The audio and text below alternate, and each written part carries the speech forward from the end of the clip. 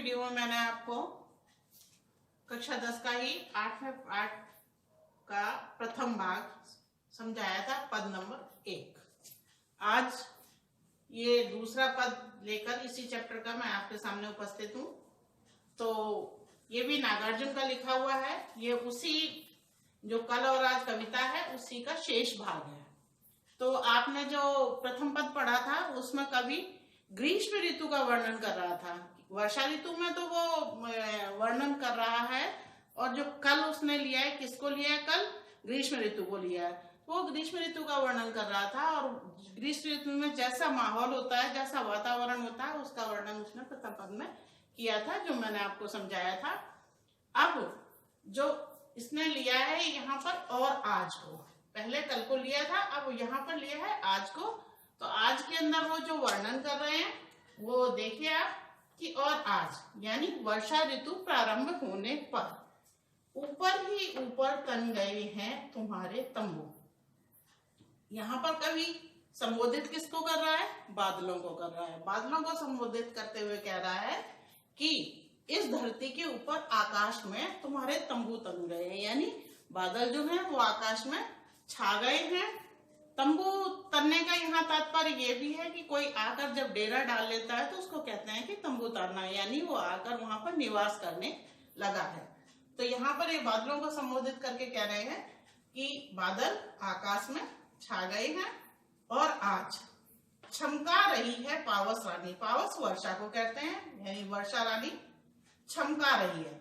छमकना जो पायल से शब्द जिस तरह से उत्पन्न होता है, छन छन की आवाज आती है, इसी तरह से यहाँ पर देखिए बूंदा बूंदियों की अपनी पायल, यानी जो बूंदा बूंदी हो रही है, जब रिमझिम वर्षा होती है तो कैसा लगता है? एक मध्यम मध्यम आवाज आती है, और वो आवाज जिस तरह से पायल का स्वर हमें मधुर लगता है, उसी तरह से इस वर्षा की बूंदों की आवाज जो है हमारे मन को भाती है और मधुर लगती है। और आज चालू हो गई है झिंगुरों की शहनाई अविराम। तो सबसे पहले तो आप यहाँ देख लीजिए कि झिंगुर एक ऐसा कीट होता है, इसको इंग्लिश में क्रिकेट कहते हैं, कि जब वर्षा शुरू होती है तो ये आवाज करने लगता है, और लगातार अविराम यानी बिना रुके हुए ये आवाज करता रहता है। आप कभी भी वर्षा के मौसम में इनकी आवाज को सुन सकते हैं। अब यहाँ पर शहनाई, शहनाई क्या होता है? खुशी की प्रतीक होती है। किसी का स्वागत करना होता है, विवाह शादी का माहौल होता है, उस समय शहनाई बजाई जाती है, यानी जब खुशी का वातावरण होता है उसमें शहनाई बजती है। तो यहाँ पर इन्होंने देखो कहा है कि झिंगुरों की शहनाई अविराम, यानी वर्षा के स्वागत में झिंगुर जो है वो शहनाई बजा रहे हैं बिना रुके हुए लगातार। और आज जोरों से कूद पड़े हैं। आज जब वर्षा का मौसम है तो कूद पड़े हैं नाचते थिरकते मोर, यानी मोर भी जब वर्षा ऋतु आती है उस समय आपने देखा होगा कि वर्षा ऋतु में मोर जैसे ही बादल गरजते हैं या बादल छा जाते हैं तो मोर बोलने लग जाते हैं। तो मोरों का बोलना यानी मोरों का कूकना। तो जोर से आवाज कर मोर नाचते थिरकते, जब बादल आते हैं और बादल गरजते हैं तो मोर नाचते हैं और खुशी से प्रसन्न हो जाते हैं। तो यहाँ पर नाच रहे हैं, थिरक रहे हैं, कौन? मोर, यानी वो भी प्रसन्नता प्रकट कर रहे हैं किसके आगमन से? वर्षा के आगमन से। और आज वापस आ गई है जान दूध की झुलसी शिराओं के अंदर। शिराएं वैसे तो नसों को, वेन्स को भी कहते हैं, लेकिन यहाँ पर शिराओं से तात्पर्य है कि जो दूब है, दूब की जो डंडियां हैं वो सूख चुकी हैं, उनके अग्रभाग हैं जो नोक हैं वो एकदम सूख चुके हैं, लेकिन सूखे थे ताप के कारण, और जब वर्षा हुई है तो वर्षा से उसके अंदर नई जान आ गई है, यानी हरियाली आ गई है, हरा रस उसके अंदर भर गया है और वो पुनः जीवित हो उठी है, यानी दूब जो है वो हरी हो गई है। और आज विदा हुआ चुपचाप ग्रीष्म, और ऐसे वातावरण में जो गर्मी है, ग्रीष्म यानी गर्मी, वो विदाई ले रही है। चुपचाप ग्रीष्म समेट कर अपने लाव लश्कर। लाव लश्कर वो साजो सामान होता है जो जिसके काम आता है। जिस तरह से यहाँ पर ग्रीष्म का लाव लश्कर जो है, लू है, धूल भरी आंधियां हैं, और गर्म हवाएं जो चलती हैं, इस तरह जो उसका जिस सामान को लेकर गर्मी आती है वो सब अपना साजो सामान समेट कर चुपचाप विदाई ले लिए। किस तरह से विदाई ले लिए? क्योंकि वर्षा ऋतु आ गई है और धरती पर हरियाली छा गई है, किसान जो है वो प्रसन्न हो गए हैं। इस तरह से ये आपका जो दूसरा पद था ये समाप्त हुआ। इसी के साथ जो कल और आज कविता थी आपकी वो समाप्त हुई है। और दूसरी कविता इन्हीं की इसी पाठ के अंदर है, उषा की लाली। इसके अंदर जो हिमालय पर्वत है, हिमालय पर्वत पर सुबह सुबह के मौसम में जब धूप पड़ती है तो वो सुंदरता से किस तरह से निखर उठता है उसका वर्णन जो है वो कवि कर रहा है।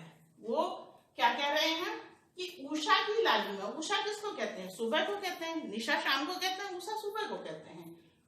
उषा की लाली में अभी से गए निखर, हिमगिरी के कनक शिखर। अब यहाँ कनक शिखर कहा गया, रूपक अलंकार भी है यहाँ पर कि उषा की लाली में अभी से गए निखर। निखरने से तात्पर्य होता है कि किसी चीज को और ज्यादा तराश कर उभार कर सामने लाया जाए। जिस तरह से सुंदरता उनकी बढ़ गई है, यानी वो उनका जो रूप है वो निखर गया। कनक शिखर, यहाँ पर हिमगिरी के शिखर यानी हिम कहते हैं बर्फ को, गिरी कहते हैं पर्वत को, शिखर कहते हैं चोटी को।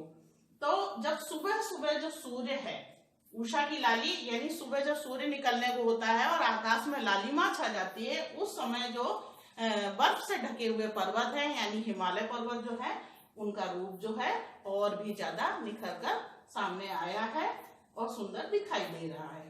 आगे बढ़ा शिशु रवि। अब शिशु, यहाँ पर शिशु क्या होता है? बच्चा होता है। शिशु बच्चा होता है क्योंकि जिस समय उत्पन्न होता है और बड़ा होता है तो वो शिशु कहलाता है।